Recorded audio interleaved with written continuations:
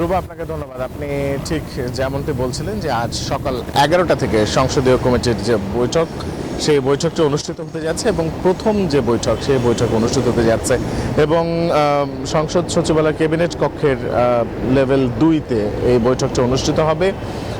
আপনাকে যদি একটু জানিয়ে রাখি যে আপনি এরই মধ্যে জানেন যে 11 সদস্যের যে সংসদীয় কমিটি, সেই সংসদীয় কমিটির যে বৈঠক, সেই বৈঠকে সভাপতিত্ব করবেন চিফ হুইপ নুরুল ইসলাম এবং তার সভাপতিত্বেই কিন্তু আসলে এই বৈঠকটি অনুষ্ঠিত হবে এবং সেখানে এনসিপি থেকে একজন আছেন এবং একই সঙ্গে জামায়াত ইসলাম থেকে 3 জন আছেন এবং বাকি সদস্যরা কিন্তু বিএনপি থেকে নির্বাচিত যারা সংসদ সদস্য তারা রয়েছেন এবং সব কিছু মিলিয়ে কিন্তু যে এই বৈঠকটি এই ত্রয়োদশ জাতীয় সংসদ নির্বাচনের যে কার্যক্রম রয়েছে সেই কার্যক্রমকে আরও গতিশীল করবার জন্য এবং সেই সাথে যে অন্যান্য যে বিষয়গুলো রয়েছে সেই বিষয়গুলো রয়েছে সংবিধানের 76 ধারা অনুযায়ী কিন্তু আসলে এই সংসদীয় কমিটি তাদের যে যাবতীয় কার্যক্রম সেটি পরিচালনা করে থাকে। আর 11টা নাগাদ বৈঠক শুরু হলে হয়তো দুপুর পর্যন্ত চলবে এবং পরবর্তীতে বিকেলে 4টায় সরকার দলীয় সংসদীয় কমিটির যে সভা সেটি অনুষ্ঠিত হবে। এই ছিল আমার কাছে। এখান থেকে সর্বশেষ চলে যাচ্ছি